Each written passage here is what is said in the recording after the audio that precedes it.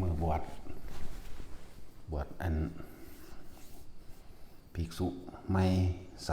3เน้นเท่าไร8บอกได้วันที่1 เมษาพวกกันซ้อมขานหนักไปกันไปซ้อมใช้กันรถไปซ้อมใช้กันเอาเป็นของที่เหตุได้ยากอยู่ที่การบวชยากคือเขาว่า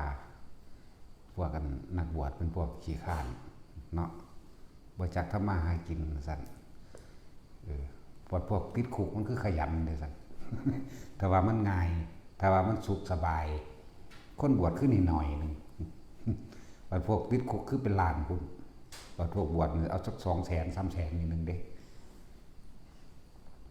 ก็ว่าความคิดของไผของมันวันที่1เด้อผู้ใดมีญาติว่าอยากมารวมบวชเป็นญาติก็ดีทั้งภิกษุ3เน้น8เนาะประมาณนี้แหละเนาะ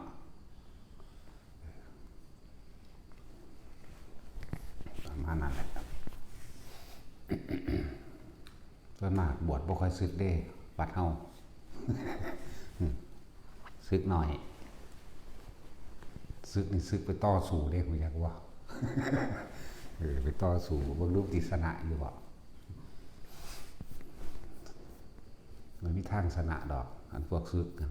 เพราะสันติว่าซึกบ่ออกรบเนาะตัดสินออกรบเด้เจ้าจักซึกบ่บัดนี้สงครามชีวิตเจ้าสิว่ามันมีแต่พ่ายแพ้ทั้งสองฝ่ายน่ะแต่สงครามหรอกนะผู้ใดอยากเป็นนั้นจะภาพรวมมากรวมมากจังสิขึ้นเสือเป็นญาติศาสนาเจ้าภาพบวชเน้นได้5 กับอยู่ดอกผู้เป็นพ่อเป็นแม่ได้15เจ้าภาพบวชพระผู้เป็นพ่อเป็นแม่นั่น30ผู้เป็นพ่อเป็นแม่นั่นพ่อแม่ตายก็สร้างได้คือเก่าหูบ่หูก็สร้างได้คือเก่าจังซั่นผู้บวชเอง60ถือไว้มันดีว่านี่รักษาไว้เด้อได้ต้นทุนดอก60กับนั่นเจ้าสิมันสั่นลงในการที่เวียนว่ายตายเกิดหรือเจ้าสิเพิ่มการเวียนว่ายตายเกิดขึ้นอยู่กับเจ้าเด้อเพิ่มนั่นแหละเป็นของที่เฮ็ดได้ยากอยู่ดอก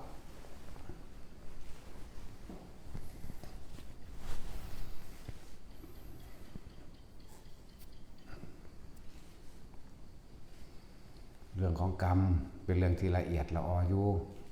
ถ้าคนบ่ศึกษาในคำสอนพระเจ้าบ่ศึกษาความจริงที่เพิ่นนำออกมาแสดงบ่ฮู้จักเจ้าของได้คนต้องศึกษาธรรมะได้จึงรู้จักเจ้าของเองธรรมะคือความจริงของทุกชีวิตสรรพสัตว์ก็จริงแล้วก็ธรรมะเน้นคำว่าในปัจจตังในเรื่องของเฉพาะตนเองก็คือเจ้าของกำลังทุกข์กับเรื่องใดกำลังสุขกับเรื่องใดยึดกับเรื่องใดบ่รู้บ่ฮู้สุขบ่ฮู้ทุกข์ดอกแต่ว่าเอาธรรมะมาเป็นตัวเทียบเองนั่นแหละเพิ่นจังว่าการได้ยินได้ฟังเป็นเรื่องสำคัญเด้อสุตตมยปัญญาถ้าได้ยินได้ฟังเกิดความรับรู้เห็นรู้ตามความเป็นจริงจึงจะเรียกว่าสุตตมยปัญญาถ้าได้ยินได้ฟังเรื่องที่บ่เกิดปัญญาบ่เห็นตามความเป็นจริงบ่ได้เอิ้นว่ามยปัญญาเด้เอิ้นว่ามยปัญหาปัญหามากเรื่องมากจบปัญหาบ่เป็นการมีผลของกรรมมันสิยาวนานเพียงใดก็ช่างเจ้าจะคิดว่าเจ้าสิหนีรอดพ้นพวกที่ว่าตัวเองมีอิทธิพลเหนือกฎหมายสุดท้ายแล้วกรรมให้ผลใดคือเก่านั่นแหละอกุศลกรรม แต่ก็ไปโทษไผบ่ได้เอาผิดกับไผบ่ได้อีกเด้เวลาอกุศลกรรมมันให้ผลเหมือนดังที่ว่าแผ่นดินถล่มแผ่นดินไหวมื้อนี้แหละน้ำท่วมอสุนิบาตภัยสิเห็นอยู่ดอกนาฟ้าผ่าแบบหาอิหยังบ่ได้นี่สิเห็นอยู่ดอกนาลมกับฟ้าก็สิมาอยู่นี่แหละสิได้เห็นอยู่ดอก พวกนี้ไปเอาผิดกับไผว่าได้นั่นแหละพวกเก่งพวกเหนือกฎหมายพวกข่มเหงใดข่มเหงเอาจนว่าบ่อาจสามารถสิเอากฎหมายเขาไปเอากฎหมายนี่ไปเอาผิดได้นี่แต่ว่ากฎแห่งกรรมเอาได้จักสิจับผู้ใดเอาขึ้นแล้วบัดนี้หนังจากนี้ไปโทษไผล่ะแผ่นดินถล่มคนตายหลายๆนั่นซั่นน่ะตึกถล่มคนตายหลายๆไปเอาผิดไผเอานั่นแหละถ้าเฮามองเข้ามาเห็นไผแห่งตัณหาอุปทานของเจ้าของเองแห่งความอยากความยึดความอิจฉาริษยาความอยากได้อยากเป็นความแย่งชิงเอาของผู้อื่นจังซี่นี่เด้ไพ่ตัวนี้เด้อันเกิดจากใจของเจ้าของแต่เองนี่เด้แต่ก่อนอาจสิมียศถาบรรดาศักดิ์มีอำนาจเหนือกฎหมายแต่ว่าเจ้าบ่อาจสามารถเหนือกฎแห่งกรรมได้ที่เพิ่นว่ากฎแห่งกรรมยุติธรรมเสมอหนีไปไสก็บ่พ้นดอกด้วยเพียงใดก็ช่างนะเวลากรรมมันให้ผลเจ้าสิไปโทษไผแต่ว่าธรรมชาติมันบ่แม่นธรรมชาติเด้ความโลภของเจ้าของเองสร้างมันขึ้นมาเองแต่ว่าไปกับเรื่องละเอียดเด้อดอกเขาว่าธรรมชาติพวกเฮาเห็นภัยในวัฏฏะสงสารเว้ามาตลอดอยู่เด้อสารพัดภัยในการเกิดภัยอันเกิดจากธรณีภัยนี่เห็นบ่แผ่นดินถล่มอุทกภัยคือน้ำท่วมสึนามิสึนามิก็ว่าไปอสุนิบาตภัยคือฟ้าผ่าวัฏฏะภัยคือล่มสลาตัน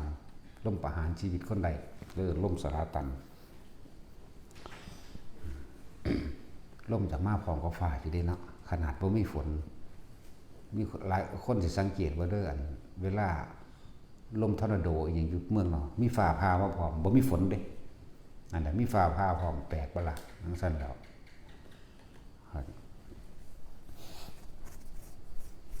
อุทกภัยคือน้ำท่วมบัดนี้บ่มีฝนก็ท่วมได้เด้เนาะสึนามิเห็นว่ามีฝนบ่ล่ะว่าหันแต่มีฝนดอกเวลามันสิผลแห่งกรรมมันให้ซึ่งกันและกันคนเฮาสิมีจิตเจตนาสมรู้ร่วมคิดกันอยู่ไสก็สร้างไปร่วมตัวกันตายทั้งนั้นแหละร่วมตัวกันตายพวกบุญก็ร่วมตัวกันรอดคำสอนพระเจ้าเพิ่นจึงยังเพิ่นในโอวาทปาติโมกข์เพิ่นจึงย้ำอยู่เสมอให้ละอกุศลคือจะไปคิดถึงเนี่ยมันบ่ดีเด้อคิดถึงแล้วเดือดร้อนทั้งตนเองเดือดร้อนทั้งผู้อื่นนะนั่นเอิ้นว่าอกุศลคิดอยากลักอยากปล้นอยากกี้คิดอิจฉาริษยาสั่งผู้นั้นสั่งผู้นี้สั่งบ่ว่าแต่สั่งคนเด้สั่งหมาสั่งงัวสั่งควายสั่งดินฟ้าอากาศสั่งร้อนสั่งหนาวนั่นแหละอกุศลเบิดนั่นแหละสั่งมดแดงสั่งขี้เข็บสั่งแมงงอดสั่งงูนั่นแหละเอิ้นว่าอกุศลทั้งเบิดนั่นแหละตัวเรียกว่าสัพพปาปัสสานิอาการนังกุศลสูปสัมปทานสัจจิตะปริโยทัปนังนี่ความคิดสัจจิตะแต่นั้นเพิ่นให้พยายามคิดถึงแต่สิ่งที่มันเป็นบุญเป็นกุศลบุญคือความสงบกุศลคือความฉลาดรู้ตามความเป็นจริงเห็นตามความจริงถ้าเราคิดนึกแต่สิ่งเหล่านี้เรื่อยมันก็สิปรากฏการณ์ทางจิตตัวเองก็สงบเย็นนั่นเป็นบุญแล้วเริ่มว่าบุญและกุศลร่วมกันได้เกิดความเห็นตามความเป็นจริงได้เมื่อเห็นตามความจริงว่าเกิดเป็นทุกข์แก้เป็นทุกข์แล้วก็เหตุแห่งทุกข์นี่เพราะว่าความอยากกูจึงมาเกิดกูเกิดเพราะว่ากูอยากนี่มันก็เห็นไปเลยมันก็ฟังธรรมที่เพิ่นสั่งสอนแสดงเข้าใจเห็นตัววันมันเข้าใจแล้วเมื่อฝึกหัดเมื่อปฏิบัติในตนเองแล้วมันก็เห็นผลในตนเองนี่สิไปผู้ใดมารับรองผลตัวเองก็รับรองผลตนเองจังว่าย้ำอยู่เสมอ คำว่าบุญคำว่ากุศลบุญอันเกิดจากการให้ท่านสละออกจากความเห็นแก่ตัวของตัวเองจาคะสละความเห็นแก่ตัวออกโดยบ่หวังผลจากท่านบ่ว่าสิให้คนบ่ว่าสิให้สัตว์นะเพื่อบ่ว่าสิปล่อยนกปล่อยปลาก็สร้างบ่ได้หวังผลหยังกับมันท่านของอยู่ของกินของใส่เงินทองจังซี่บ่ว่าสิให้คนบ่ว่าสิให้พระก็สร้าง บ่ได้หวังหยังจักอย่างการช่วยเหลือคนกับท่านกำลังเฮ็ดนั่นเฮ็ดนี่ซอยพระเจ้าแม้กระทั่งเข็นรถขึ้นจากตมจังซี่แหมท่านความรู้วิชาอาชีพคือการแนะนำให้ไปเฮ็ดงานนั้นเด้อนี่เด้อหรือฝึกหัดงานให้เขาจังซี่นะก็บ่ได้ไปหวังหยังนี่นะนี่แหละนี่ก็เป็นกุศลแล้วสวดมนต์ก็เป็นกุศลแล้วแนะนำคนไปฟังธรรมก็เป็นกุศลแล้วนั่นแล้วคำว่าสั่งสมแต่สิ่งที่มันเป็นกุศลคือความฉลาดก็ว่าความเห็นตามความเป็นจริงก็ว่าจริงอย่างจริงถูกนี่แหละจริงถูกจริงเหตุแห่งถูกจริงวิธีดับถูกเป็นจังสี่ถูกดับไปเป็นแบบนี้นี่แหละเอิ้นว่ากุศลก็ดีนะพวกเฮาสะสมเอาบุญนั้นเกิดจากการตั้งจิตเจตนาในการรักษาศีลจังซี่สมาทานตวิรัตมันยังบ่ทันได้ปานใดดอกคือขอจากพระให้พระบอกว่าวิธีเฮ็ดให้เกิดบุญกุศลเฮ็ดจังไดเอาไปขอศีลเพิ่นก็บอกปานาติปาตาจะไปฆ่าสัตว์ตัดชีวิตเด้ออธินาทนาจะไปลักของเขาเด้อเนี่ยกาเมจังซี่ก็อย่าไปทำตามอำเภอใจในรูปรสกลิ่นเสียงหรือไปบังคับข่มเหงเอาเด้อเนี่ยมุสาวาทาจะไปหาขี้ตัวให้ผู้ใดเสียชีวิตและทรัพย์สินตลอดทั้งการโยนความผิดผู้อื่นเด้อสุราเมรยะเนี่ยจะไปเฮ็ดให้เจ้าของเองมึนเมาขาดสติเด้อตัวสุราก็เลยจะแปลแต่อันตรงโตอันตื้อเพราะสำนันหลายไปกินเหล้าหลายมันสูบกัญชาเฮโรอีนมอร์ฟีนน้ำท่อมมันนั่นแมนเบิ่นตัวนั่นแหละสุราก็เลยมันอยู่ในขอเดียวกันเพิ่นนั่นแหละขาดสติแล้วก็มันว่าขาดหลายอย่างนั่นแหละนี่เอิ้นว่าสมทานแต่เวลาเพิ่นบอกวิธีให้แต่เฮาฮู้จักวิธีแล้วเฮาก็ไปเจตนาแต่เวลาหมายถึงตั้งใจเห็นเอาซะก่อนตัวตั้งใจงดเว้น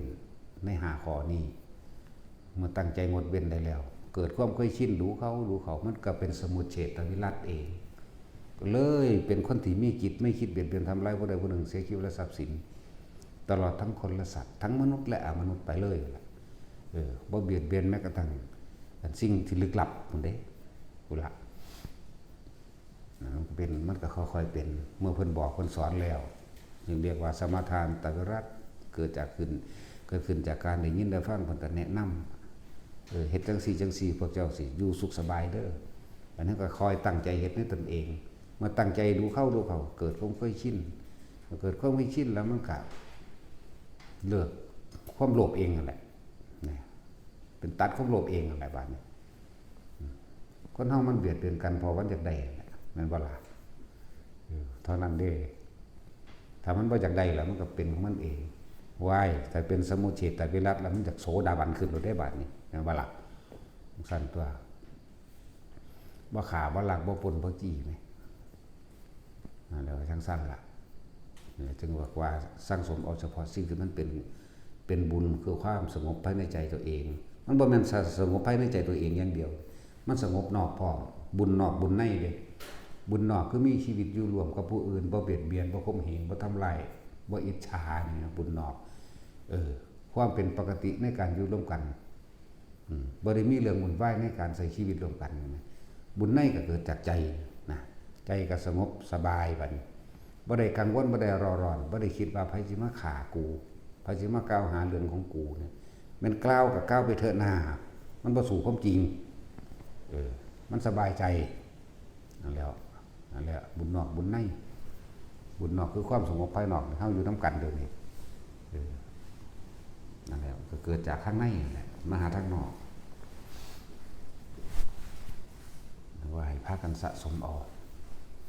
ถ้าว่าถึงนิพพานนะพวกเจ้าก็ทุกข์คือเก่านั่นแหละ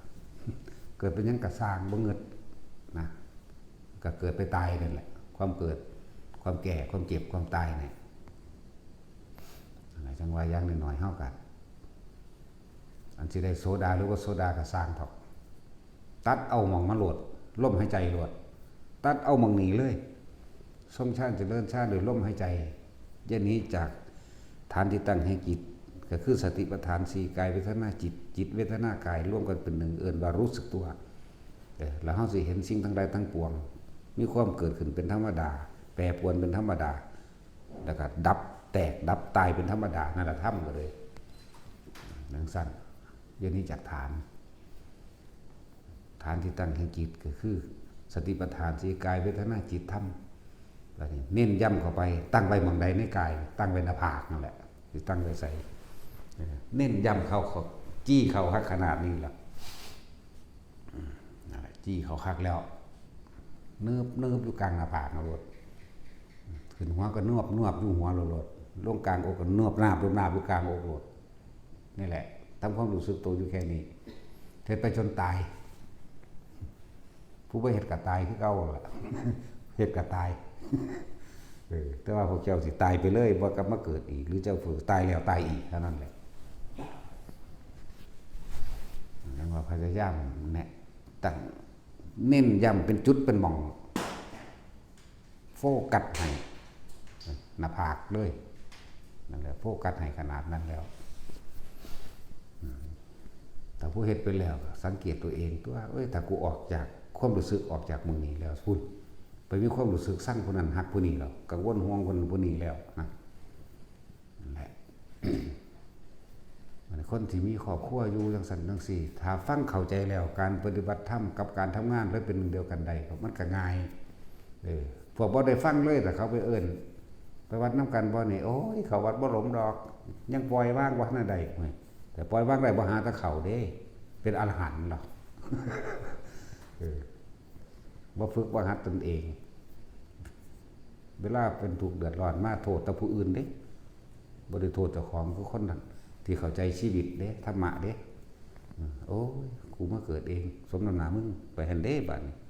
บ่ได้ว่าเป็นน้ำผู้นั้นเฮ็ดให้กูบ่ได้นั่นบ่ได้นี่เป็นน้ำอีนั่นใส่ร้ายกูบ่แม่นแบบนั้นเด้คนที่เข้าใจชีวิตแล้วธรรมะแล้วนี่โทษตนเองขึ้นชื่อว่าการเกิดเท่าจนพบเจอแน่นอนในสารพัดภัยในการเกิดแล้วทุกภิกขันตรภัยเกิดจากความอดอยากแห่งแรงเด้อแน่ความหิวทุกภิกขันตรภัยเข้าใจบ่ล่ะโรคันตรภัยเป็นโรคแล้วแต่สารพัดโรคร่างกายเป็นภาชนะต้องรับโรคทุกชนิดอยู่แล้ว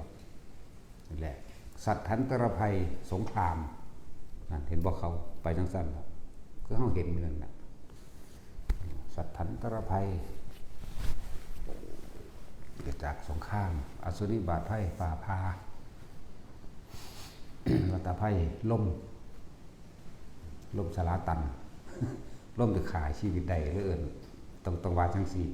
ล่มธรรมดาเย็นๆอีกอย่างนึงอสุริบาทภัยฝ่าพาเด้ธรรมดามาพร้อมกับลมเด้อผมเนาะ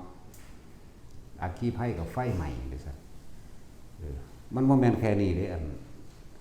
เฮาสิเว้าเอาแต่เรื่องของเฮาก็ได้มีสิแยกย่อยให้ฟัง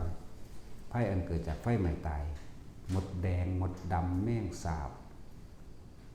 หรือให้หรืออย่างต่างๆที่มันอยู่นั่นเห็นบ่ล่ะช่วงจังซั่นพวกเราเป็นตัวน้อยๆหนีบ่ทันหนีบ่วิดเนี่ยเวลาไฟไหม้ป่ามาคิดจะบอกว่าสัตว์อื่นๆสิตายแล้วสัตว์อื่นๆเป็นหยังคือไปตายเจ้าสิ้นรสสิ้นอำนาจแล้วเจ้าก็เลยเป็นสัตว์ที่น่าสงสารไฟก็ไปไหม้พวกเจ้าตายอีกสัตว์บางพวกก็ถูกน้ำท่วมตายสัตว์บางพวกก็ถูกไฟไหม้ตายสัตว์บางพวกก็ถูกลมมันบ่จังซั่นแล้วบัดนี้ของเล็กๆน้อยๆก็ยังตายเพราะว่าถูกรอยเท้าที่ใหญ่กว่าเหยียบนี่ละเอียดละออปานนั้นล่ะขนาดนี้ยังบ่ว่าละเอียดปานใดหรอกเฮาบ่เคยได้ยินได้ฟังเลยว่าละเอียดละออขนาดนั้นบางทีก็งัวควายย่างเหยียบตายแม่นบ่บ่ว่าหยังก็งัวควายคนเฮาก็ย่างเหยียบหมดตายแล้วนั่นแหละเอาโทษเอาผิดไผบ่ได้บ่มีเจตนานี่แหละการรับผลของกรรมคือแผ่นดินถล่มตอนนี้เอาผิดไผผู้ใดเฮ็ดแม่นบ่ล่ะตัวเองทำไว้เองเด้อจะไปโทษไผเดี๋ยวเราเฮาย่างไปตามถนนหนทางเฮาบ่ได้ฮู้เด้ว่าเฮาเหยียบหมดตายแน่ หมดตอนนั้นเจ้าสิเครียดใช่ก็เครียดทำไมเขาบ่ได้มีความผิดต่อพวกเจ้าเขาบ่เห็น เขาบ่ได้ตั้งใจนะนั่นแหละพวกมดพวกแมงต่างๆนั่นแหละเวลามันหลับเห็นบ่ดังว่าคำว่าไพ่ต่างๆพุ่นสัตว์ดื้อๆเขาไล่กันแล้วว่าเสือไล่กัดกระต่ายพวกมดดำมดแดงที่กำลังหากินงุบๆงิบๆไปนี่เขาก็แล่นหนีตายว่าเหยียบพวกนี้ตายไปพร้อมนี่คิดออกบ่ล่ะเนี่ยจังซี่เนาะนั่นแหละเวลาอกุศลกรรมมันให้ผลก็ให้แบบนั้นแหละให้ผลที่ทรมานเจ็บแสบปานนี้คือจังคนไปหาปลาหาอยู่หากินเอาปลามาขังไว้เป็นอาทิตย์หิวจนตายบาดแผลจนตายนั่นบ่ล่ะธรรมดาวะแนวหมดนี่ละการให้ผลของกรรมเวลาเจ้าสิ้นอำนาจสิ้นยศสิ้นฤทธิ์เหลือแต่เป็นสัตว์ธรรมดาต้องร่องรับวิบากกรรมที่ตัวเองเฮ็ดไว้บ่มีไผเฮ็ดให้เจ้าของเฮ็ดเองเด้ออย่าลืมเจ้ามาเกิดเอาเองเด้อแต่ละคนอย่าไปโทษไผภัยอันเกิดจากสงครามเนี่ยมาเรียกว่าสัตทันตรกับภัยสงครามพวกเลบานอนพวกปาเลสไตน์พวกฮามาสยูเครนรัสเซียสัตว์กันอยู่เดี๋ยวนี้นั่นแหละเฮ็ดกันเองยุ่งสั้นแหละดังสั้นจริงมีผู้ใดอยากเห็นเป็นอยู่บ่มันทั้งเป็นพวกนี้ยังสิก่อเวรต่อกรรมต่อกันอีกอยู่เด้ยังสิอาฆาตบาดหมางอยู่เด้เพราะว่ามันหูว่าผู้นี้ผู้นี้ก็เฮ็ดจากใดดังใจผู้นี้เขาก็ปกป้องเอาไปมาโทษกันเองนั่นบ่ล่ะสั่นแหละภัยอันเกิดจากสงครามมันยังเอาความผิดเอาความโทษเอาความบาดหมางเอาความอาฆาตไปในภัยภพหน้าอยู่เด้แต่ว่าภัยอันเกิดจากที่เขาว่าธรรมชาติอกุศลกรรมของตนเองนั่นแหละให้ผลตนเองเลยโยนความผิดว่าธรรมชาติเอาโทษกับไผว่าไรสิเอาไผไปติดคุกล่ะเนาะเอาดินบ่เอาดินถล่มบ่สิเอาไผนั่นสิแล้วไฟใหม่ปลามาสิเอาไผไปติดคุกของเวลาเขามันไฟใหม่มาจังซั่นแล้วน้ำท่วมมาสิเอาผู้ใดเอาน้ำติเอาไฟติเอาแผ่นดินถล่มบ่ล้วนแล้วแต่ตัวเองทำไว้เบิดเด้อนั่นแล้วฟ้าผ่าจังสิก็ไปเอาอันยังของพญาอสูรยังไปติดคุกบ่ยังก่อนล่ามาศูนย์บ่อันนั้นมันบ่ได้เกี่ยวกันเด้นั่นน่ะเขาแต่งนิยายเด้อนั่นเด้อล่ามาศูนย์นั่งในคลาฟาดล่อแก้วยังโนแวนได้มันเป็นวรรณคดีหรือนวนิยายซื้อดอกอันนี้มันนั่นแหละตัวเองเฮ็ดเองเบิดนั่นแหละยังก็ดีจะไปโทษไผให้โทษตนเองบ่ต้องแต่ว่าบุญหรือบาปสุขหรือทุกข์บ่มีผู้ใดจับใส่มือไผใดตัวเองเฮ็ดเองมันบ่แม่นแนวอันแหกมาปั่นกันได้เด้แนวนี้เนาะมันบ่ได้แม่นแนวพาปั่นกันได้เด้ตัวของเฮ็ดเองเด้อแหละ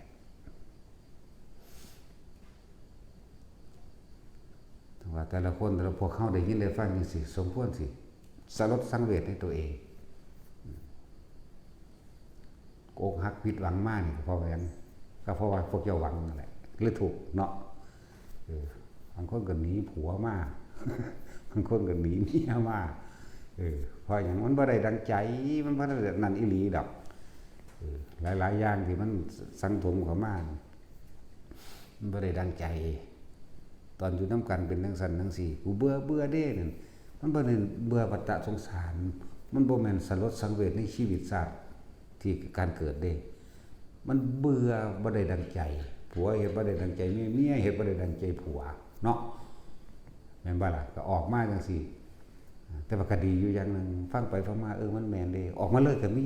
ทั้งที่ใจยังรักยังอะไรอยู่นั่นแหละแต่จะพูดถึงความรักความอะไรเนาะ ความเกลียดก็เป็นทุกข์เด้ความรักก็เป็นทุกข์เด้แม่นบ่สองสิ่งนี้เฮาสร้างกันขึ้นมาเองเด้เกลียดก็เป็นทุกข์รักก็เป็นทุกข์เกลียดก็ไปเกิดรักก็ไปเกิด สิเอาแบบใดดีเฮ็ดจังได๋สิไม่ทั้งรักทั้งเกลียดได้เฮ็ดจังได๋สิวางจิตเป็นกลางได้นี่ตั้งหากสัตว์ทั้งหลายขึ้นไปแต่เกิดเพราะความรักความอะไรมากที่สุดเมื่อมีความรักความอะไรแล้วก็มีความเกลียดเพราะว่าสองสิ่งนี้เป็นของคู่กันคนทั้งเกลียดก็เพราะรักเห็นบ่เอาคิดดีๆเด้อเกลียดก็เพราะรักอย่างสั่นตัวนั่นแหละจังว่าเฮ็ดจังใดเฮาสิออกจากวงจรตัวนี้ได้วิธีออกก็มีอยู่นี่เนาะเป็นวิธีที่บ่ยากนะที่ในหูดังที่ลมหายใจเฮาเองนั่นแหละเป็นทุกข์เพราะว่าอกหักผิดหวังแต่ว่ามองให้ลึกซึ้งเด้อเป็นทุกข์เพราะว่าอกหักผิดหวังแต่สมหวังนั่นแหละคือเหตุแห่งทุกข์ของใหญ่เลยอันนี้แม่นบ่ความสมหวังไปเลยสมหวังไปเลยสมหวังไปเลยสักมื้อนึงมันมีผิดหวังปุ๊บสาเหตุแห่งทุกข์ทั้งหลายเพราะเจ้าปรารถนาความสุขปรารถนาความอยากสมหวังนั่นเองนั่นนี่แหละตัวใหญ่มันสัตว์ทั้งหลายเป็นไว้แต่เกิดเพราะความปรารถนาสูงแม่นบ่ล่ะก็นั่นแล้วรักก็เกิดเกลียดก็เกิดจักเสียวจังใดดีเนาะก็ไม่รักไม่เกลียดตัวเนี่ยมันคำตอบง่ายๆนึงเฮ็ดจังใดจะไม่รักไม่เกลียดล่ะกันหูดังบอกมากับบ้านเก่าเริ่มต้นการเกิดกับลมหายใจนี่เด้ล่ะคนเฮาอยู่ได้เพราะว่าลมเด้หลายกว่าเนาะอดเข้ามือ1 2 มื้อมันบ่ตายเลยอดลมมึงแม่พอหานาทีบ่วะนี่บ่หันแต่มือ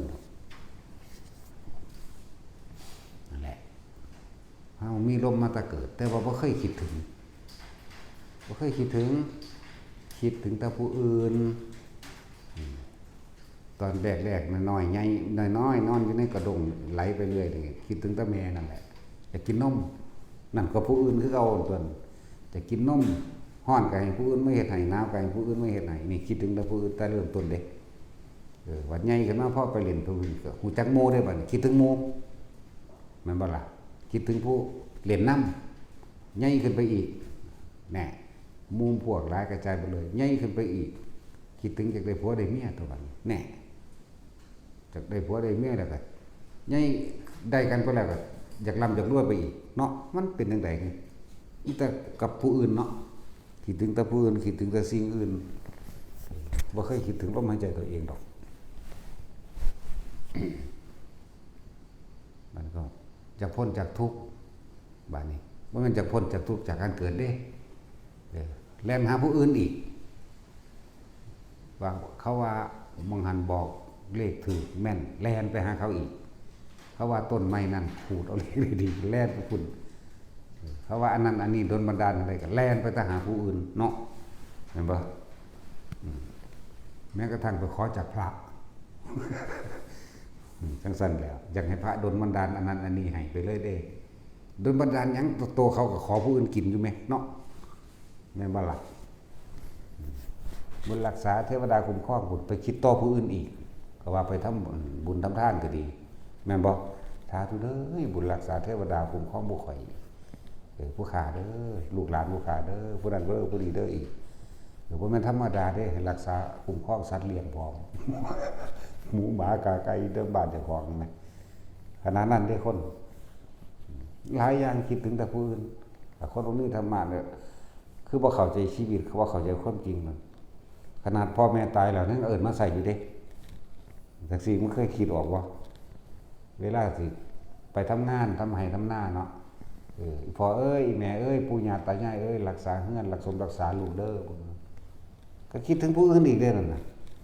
แม่นบ่สัตว์บ่ได้เคยเป็นอยู่ว่าตายไปแล้วยังเอิ้นใส่อยู่ ขนาดนั้นเด้พ่อแม่อันใดกูเอิ้นปู่ย่าตายายเนาะแต่พ่อแม่ตายกูก็เอิ้นใส่รักษาเฮือนเด้อแม่เอ้ยพ่อเอ้ยว่าเด้โอ้ยต้องเป็นทาสครับว่าขนาดนั้นแหละเฮ็ดสารปูตาไว้หนักมันบ่ระบาดนี่เฮ็ดสารปูตาไว้กับปูบ่ล่ะสารปูตาส ารปู่ศาลย่าเนาะตราบใดที่ยังไปคิดหวังพึ่งผู้อื่นเจ้าจะคิดว่าเจ้าสิพ้นจากทุกข์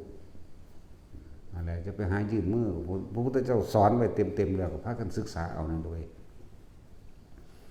วิธีของเพิ่นง่ายก็ดอกเฮาบ่เฮ็ดเองคือว่านั่นแหละคนมันบ่ศึกษาเด้อคนบ่ได้ศึกษามันเลยบ่เข้าใจชีวิตตนเองเลยบ่เคยคิดถึงตนเองคิดถึงแต่ผู้อื่นอยากให้แต่ผู้อื่นปัดเป่าทุกข์ออกให้อยากให้เขาดลบันดาลสุขออกโอ้ยมันแปลกประหลาดที่ไปใส่มาใส่ก็เอิ้นใส่ผีสางนางไม้เทวดาเนาะเอิ้นใส่พ่อใส่แม่อีกโอ้มันมีแต่ผู้อื่นล้วนๆมันบ่เคยนึกถึงตนบ่เคยเข้าใจคำว่าตนแรกเป็นที่พึ่งของตนหรอกถ้าโลกเป็นตามกรรมเขาจะของเฮ็ดเอาเองก็บ่เข้าใจหลายคนเคยเป็นบ่พอเอ้ยแม่เอ้ยรักษาเงินรักษาซ่านเด้อเบิ่งลูกเบิ่งหลานเห็นบ่ล่ะแต่สินเคยห้องใส่จังซี่อยู่บ่เฮ้ยแต่ละก็ป่วยตายอยู่แล้วสิมาเบิ่งหยังกับเจ้าเนาะก็แม่นบ่ล่ะจังซั่นตัวปู่ย่าตายายเอ้ยซั่นอยู่ก็พ่อแม่เราพระเอิ้นว่าซะก่อนที่แรกก็เขาบ่รู้เนาะพ่อแม่ว่าพ่อแม่เฮานี่เพิ่นก็เอิ้นพ่อเอ้ยแม่เอ้ยแต่ว่าเฮานี่ในฐานะนั้นว่า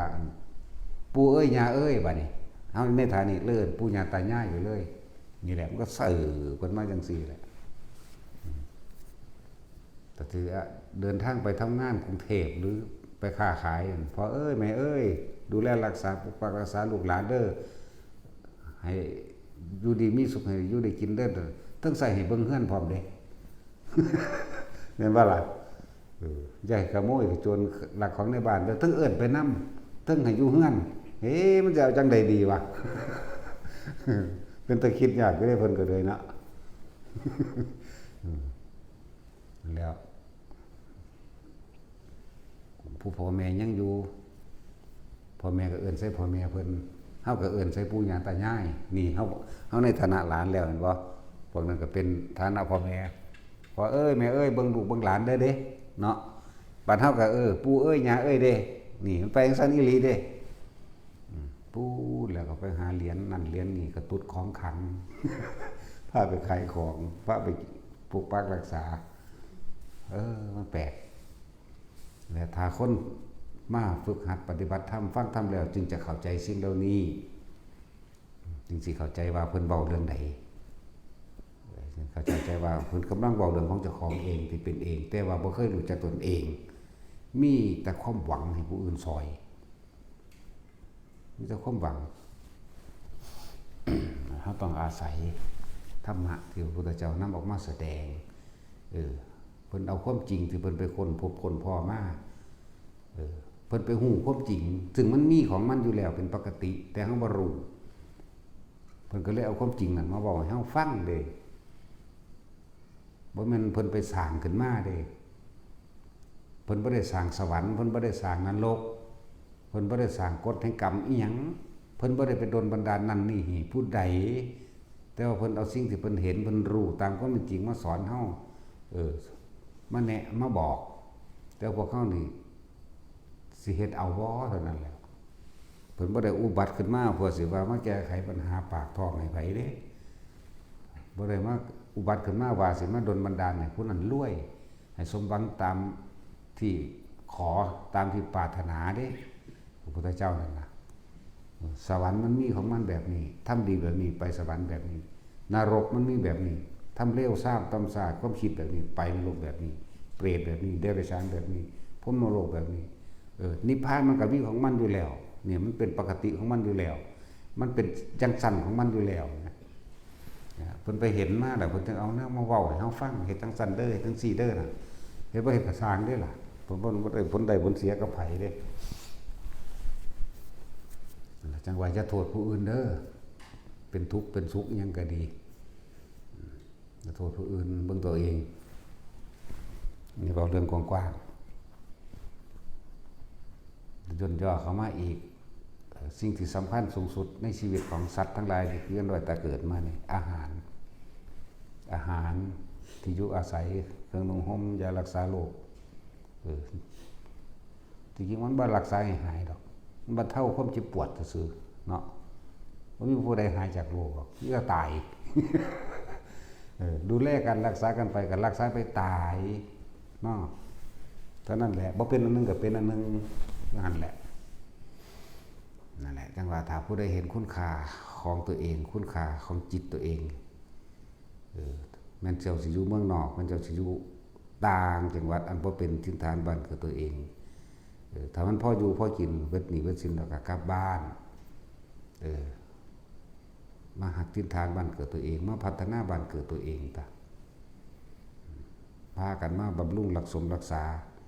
สร้างผู้ทรงคุณคือผู้นำทำคำสอนของพระพุทธเจ้าออกมาแสดงตัวและมีอีกหลายอย่างที่สิเป็นเครื่องส่งเสริมให้ตัวเองเข้าถึงธรรมหรือว่าบรรลุธรรมก็ดีหลายอย่างก็ได้หนึ่งเขามากลับมาบ้านมาฟื้นฟูคำว่ากตัญญูนั่นแหละกับปู่ย่าตายายครับวัดว่าอารามส่งเสริมพุทธศาสนาซอยกันผลมันก็มาหาเจ้าของก็เก่ามันไปหาผู้อื่นหรอก จังหวะเขาเน้นอยู่ตลอดเรื่องถ้าเขาจะคำว่าพ่อเพียงหรือเพียงพ่อในเหตุและปัจจัยเครื่องสำคัญที่สุดของชีวิตมนุษย์อาหารเป็นที่หนึ่งในโลกอยู่แล้วว่ามีอย่างที่สำคัญเท่านี้ดอกเกิดมากก็ได้แบกกองท้องมาน้ำเดือดละเนาะกินก่อนเดือดละนั่นแล้วมันจะยืนยาวมาได้อาหารเครื่องนุ่งห่มเสื้อผ้าหน้าแพร่นั่นแหละที่อยู่อาศัยอันนั้นที่หลังดอกอันยารักษาโรคอย่างสั้นแต่ถ้าเข้าใจจุดนี้แล้วก็ใส่ชีวิตแบบพ่อเพียงหรือเพียงพ่อตัวอย่าสุดโต่งเกินไปบ่ต้องเกินละให้รู้จักว่าอันนี้ควรอันนี้บ่ควรอันนี้มีโทษอันนี้เป็นประโยชน์แบบนั้นก็เฮ็ดไปนะพอนี้นึงเด้แล้วก็สัตว์โลกเป็นสัตว์ที่พึ่งพาอาศัยซึ่งกันและกันเป็นสัตว์สังคมอยู่ร่วมกันทำอันเป็นโลกบาลต่างๆกับเมตตากรุณามุทิตาอุเบกขาก็ใส่ความจริงอันนี้มาเป็นเครื่องปกครองตนและอยู่ร่วมกันโลกสิอายุยืนหรือบ่ยืนก็ขึ้นอยู่กับคนมันบ่ได้ขึ้นอยู่กับแนวอื่นดีนะว่าถ้าผู้ใดเข้ามาฝึกหัดศึกษาธรรมะแล้วก็สิเข้าใจดอกคำว่าหากินซ้ำตายนี่มันก็เข้าใจอยู่ดอกนา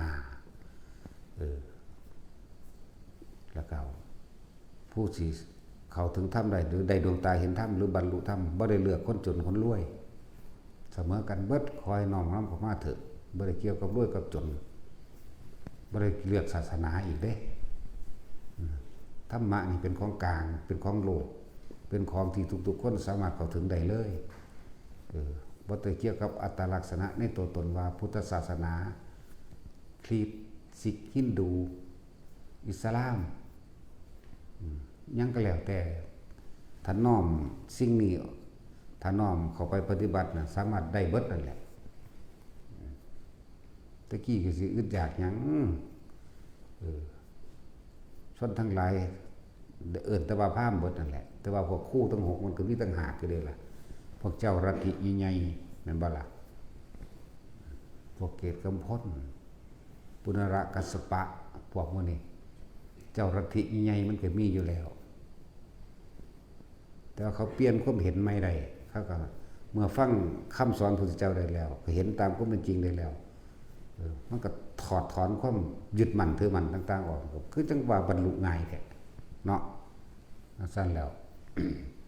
ตระกูลกัสสปะโคตรทั้งที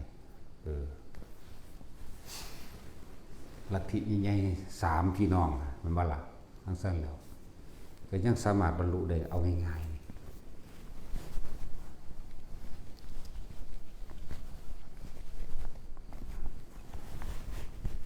การบรรลุมันบ่ยากหรอกเนาะคืออย่าอยากบรรลุ เฮ็ดไปเถิดขออยู่ได้ลมหายใจได้หรือทรง สร้างหรือทำจิตหนึ่งอย่าออกจากฐานที่ตั้งแห่งจิตกายเวทนาจิตจิตเวทนากายเน้นเข้ามาตรงที่ว่าทำความรู้สึกตัวทั่วพร้อมนั่นแหละอยู่ในจิตหนึ่งความรู้สึกอันเป็นหนึ่งแต่เราจะเห็นซึ่งทำทั้งปวงเองหรอกฟังอยู่เรื่อยๆอาศัยผู้เพิ่นเก่งคือพระพุทธเจ้านั่นแนะให้นิยะ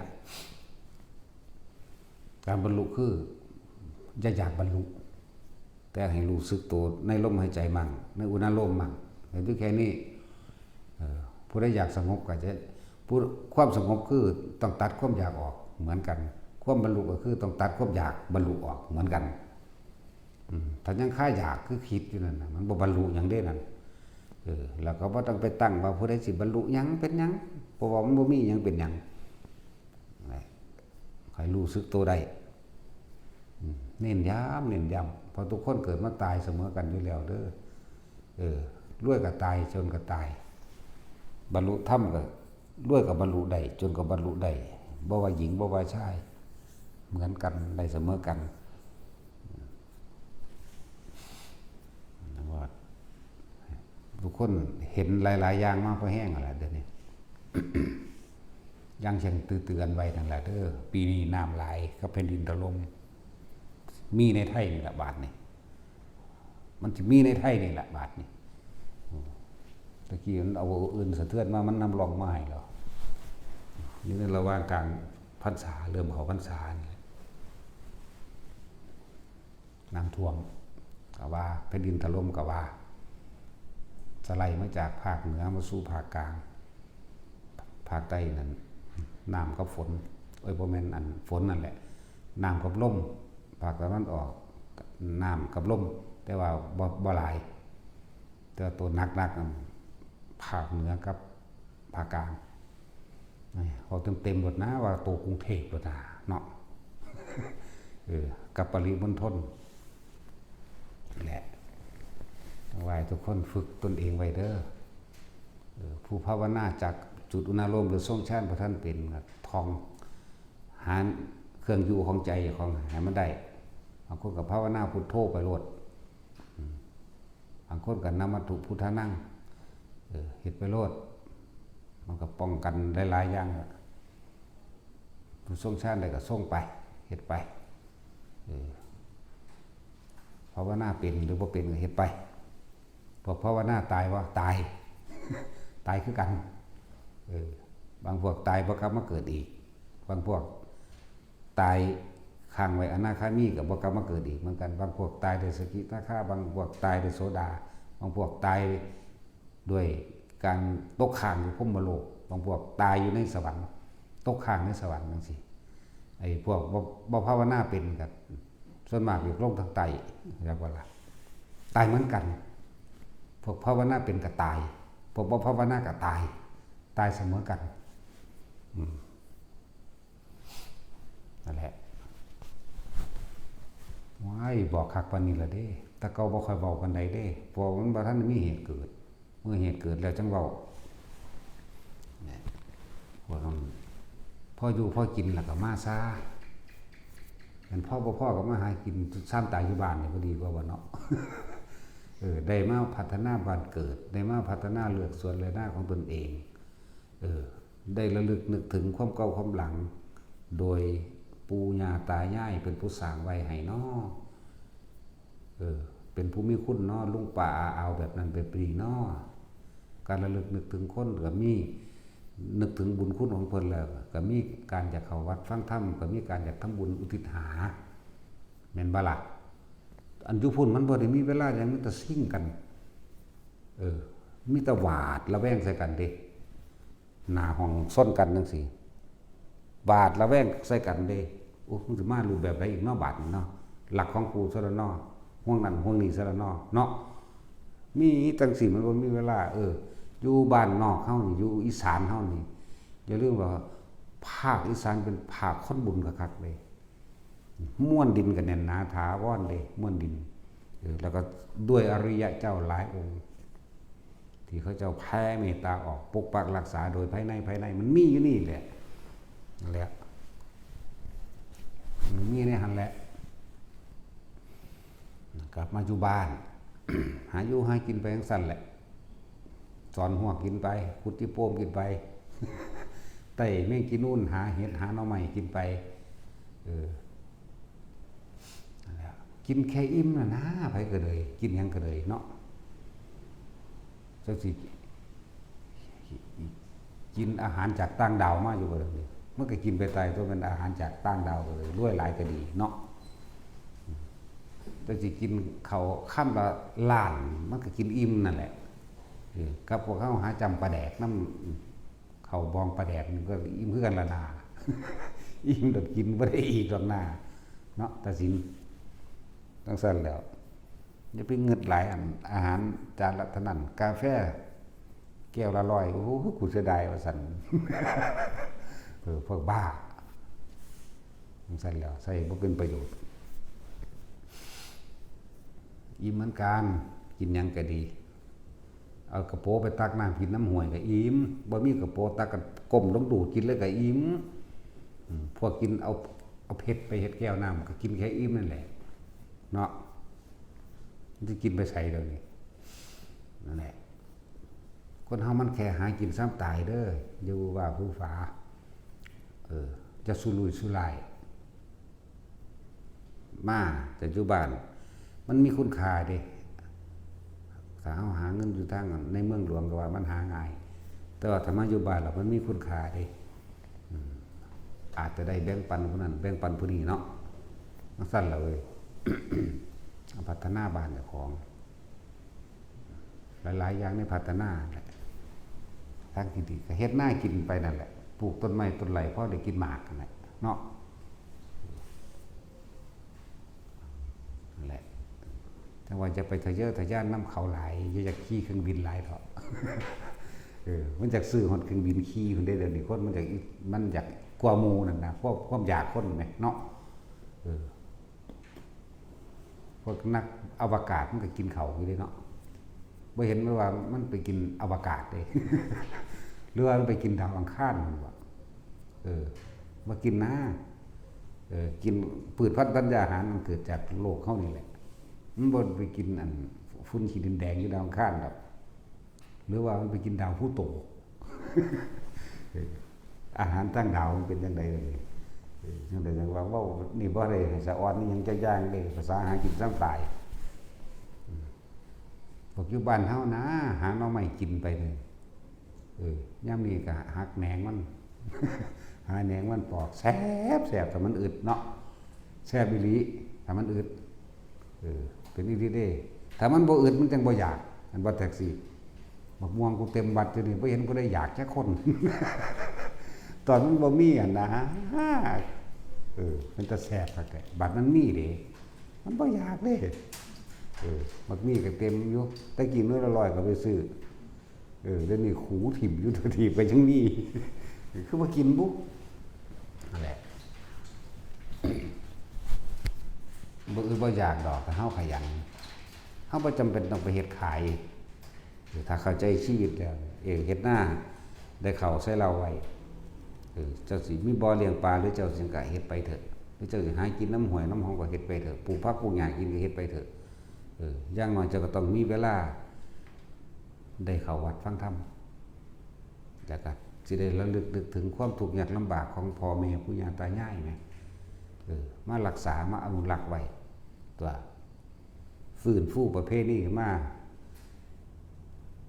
ตะกี้เขาจะบ่จ้างกันเนาะเอิ้นกันลงแขกเกี่ยวข้าวเด้หากันเด้จังซั่นแล้วอย่ามาเว้าเรื่องคนละยุคใดก็ตายแมงคือเก่าแหละเห็นว่าล่ะเฝ้าน้ำเงินแต่ก็มันก็เฝ้าไปตายคือเก่าแหละนี่เฝ้าไปใส่ว่าบ่ทันสมัย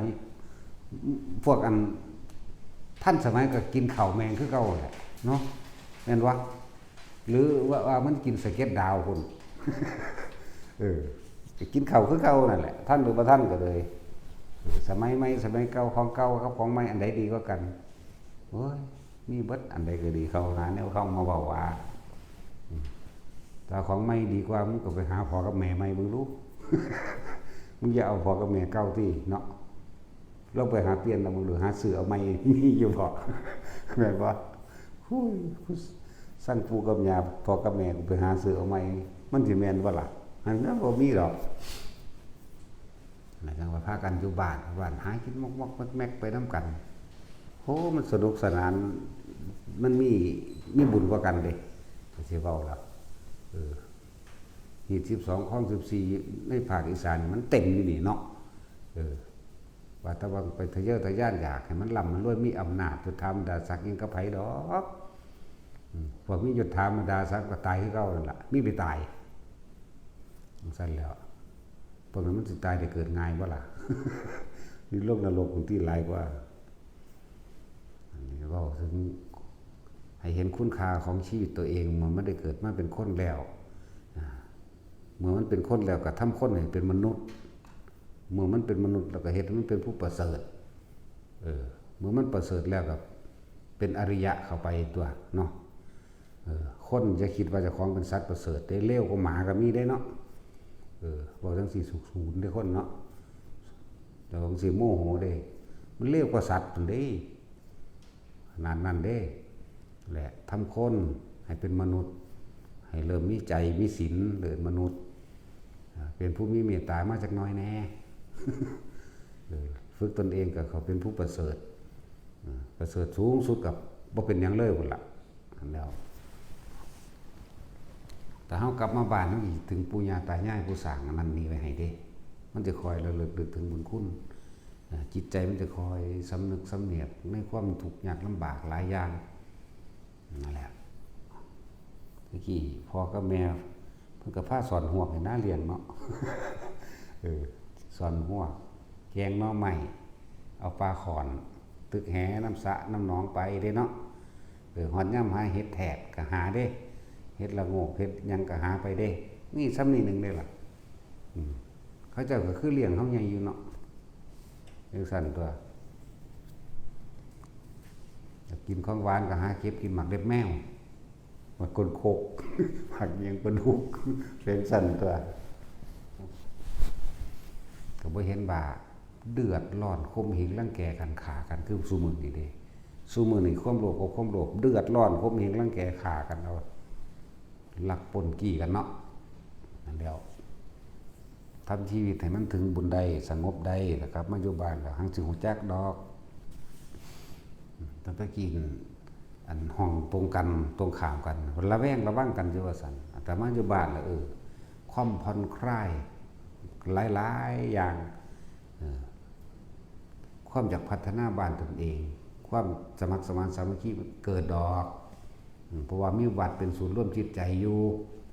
เดี๋ยวนี้เขาบ่ได้สนใจพระสงฆ์องค์เจ้าไล่ลงจากป่าก็มี ถ้าครับมาอยู่บ้านแล้วจึงสิเห็นคุณค่าเองดอกจังหวะนี้ย้ำภาษาหากินซ้ำตายเด้อรักษาความเป็นคนให้มันเป็นมนุษย์จากมนุษย์นั้นเป็นผู้ประเสริฐนะมันก็แค่หากินซ้ำตาย ภัยพิบัติมันเกิดขึ้นมาเรื่อยๆแล้วสินักไปเลยนักไปเลยแนวบ่เห็นก็สิได้เห็นเบิดนั่นแหละที่ว่าพระเจ้าประสิทธิ์ฝัน16อย่างแล้วพระพุทธเจ้าเป็นผู้ทำนายเป็นยุคนี้แหละนี่เป็นยุคใดแล้วนี่แม่นบ่ล่ะยุคนี้แล้วคือว่าทินกาขาวเฮาเข้าใจว่าจังได๋ตามธรรมชาติตามธรรมดากาขาวมีอยู่มันบ่มี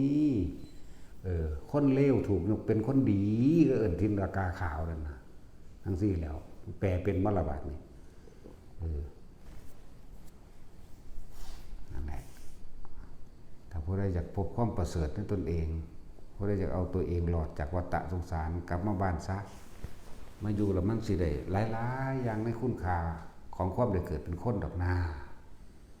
มาสร้างคุณค่าในตนเองสร้างคุณค่าตนเองโดยการให้ทานโดยการรักษาศีลโดยการฟังธรรมโดยการภาวนานี่ไหมอยู่พุ่นมันบ่มีเวลาเด้มันยาก นี่เมืองหลวงเมืองนอกหรือไปทำมาหากินจักสิยังกันแล้วดอกรวยก็รวยไปตายบางคนก็หาแล้วเป็นหนี้เนาะบางคนก็ตายบ่ทันได้สำเร็จจักสิสำเร็จยังดอกจักความสำเร็จมันอยู่ไสดอกก็สิพูดถึงว่าสำเร็จเนาะจังซั่นแล้วบางคนก็ตายทั้งเป็นหนี้ บางคนก็บ่ตายแต่ว่าเป็นหนี้จนเฒ่าจังซั่นเด้คือแท็กซี่แล้วสายน้อยๆนึงเป็นหนี้3ล้าน4ล้านเนาะอันพอเพิ่นอันหลวงปู่ไว้นี่คือบ่เป็นหนี้คือเฮ็ดหน้าได้เลี้ยงมึงไหมเนาะหรือเพิ่น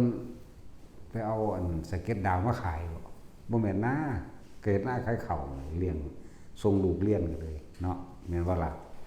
เฮ็ดหน้าขายข้าวนี้จบปริญญาเบิดลูกเต้าหลานทุกข์ก็เขาอีกเห็นบ่ว่าเขาเรียนสูงแล้วจังซั่นจังซี่ว่าเขาสิสบายทุกข์เขาอีกเป็นหนี้เขาอีกมันเป็นบ่ายยังงอเนาะนั่นแหละเป็นหนี้3ล้าน4ล้านเฮ้ย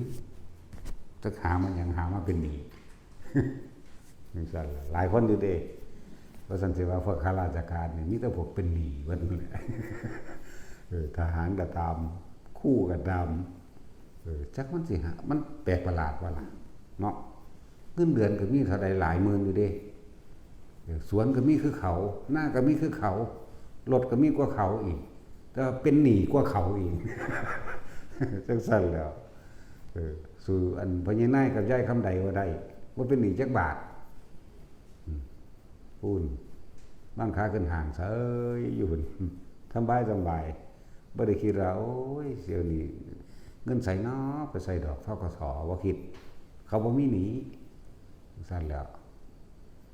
ตัดสินมื้อนี้หรือมีล่ะบุตัดสินก็สบายอยู่ได้ล่ะนั่นแล้วอันพวกว่าทั้งเรียนสูงตำแหน่งหน้าที่การงานก็ดีมันเป็นบ้าหยังคือเป็นหนี้หลายแท้เนาะจังซั่นแล้วเป็นหนี้3ล้าน4ล้านหาจังได๋หาให้มันเป็นหนี้พระเจ้าค้อนก็หลายล้านอยู่ดิหาจังได๋ขายไปขายมาเป็นหนี้หลายของเขาขายของไปขายของมาสิได้ขายได้ซะดีมันแปลกประหลาดวะโอ้จังซั่นแล้วตะคูนเขาไรหนีเบิดตัวตะคูนหัวล้านปานนั้นว่า100ล้านว่าซ่านเป็นหนี้บ่แม่นแนวอื่นเด้นั่นหาจังได๋หาให้มันเป็นหนี้นั่นแหละมันเกินพอดีมันบ่เข้าใจชีวิตบ่เข้าใจสิ่งสำคัญสูงสุดของชีวิตอาหารที่อยู่อาศัยพ่อได้ทำมาหากินเครื่องนุ่งห่มก็กันร้อนกันหนาวเจ็บไข้ได้ป่วยก็พ่อได้มีเงินซื้อยาพาราแก้ปวดรักษาไปตายเท่านั้นแหละถ้าเจอทะยานไปหยังถ้าเจอทะยานไปเป็นหนี้พวกอันขี่จักรยานไปให้ไปหน้านั่นนี่พวกเจ้าบ่เป็นหนี้พวกเจ้าจะไปเงิดเขาเด้อพวกเขาขี่รถเก๋งพวกเขาแต่งตัวดีๆนั่นมีแต่พวกเป็นหนี้เบิดนั่นแหละเนาะแท็กซี่ก็มันเป็นอีหลีไว้แต่ละมื้อแต่ละเว้นแต่ละเดือนสิ้นเดือนว่าคุณมันคิดไว้ล่ะโอ้หนี้บัตรเครดิตแน่ตะกี้อีพออีแมงสิมีบ่บัตรเครดิตเนาะหนี้บัตรเครดิตหนีอีออนหนีรถโอ้ยจักมันเป็นพวงเดินหรือว่าอีออนก็เลยงามอยู่ว่าคือคนก็ติดมันหลายแหละอีออนมันนี่ไหมมันเป็นผู้จังไดนอวะกูก็อยากรู้จักอยู่กูบ่รู้จักสั้นแล้ววางแผนไว้อันนี้ใส่อันนี้นี่ใส่นี่โอ้สารพัดหาอยู่ว่าซั่นนั่นแหละอันนี้ให้เห็นตัณหาของเจ้าของเด้อตัณหาสิ่งที่เฮาบ่เห็นคือความอยากของเฮาเองมันเกิดจากไผมันเกิดจากความบ่พอของเจ้าของเองเด้แต่คนนั้นรู้จักความพอกับรู้จักว่าสุดท้ายแล้วก็แค่หากินซ้ำตายหลายๆอย่างมันสิหยุดตัวเองเลยดอกประกอบกับการฟังธรรมการเกิดเป็นทุกข์ถ้าผู้ใดบ่อยากทุกข์ก็จะเกิดลมหายใจเด้อวิธีหยุดเกิดนั่นแหละเอาสมถะ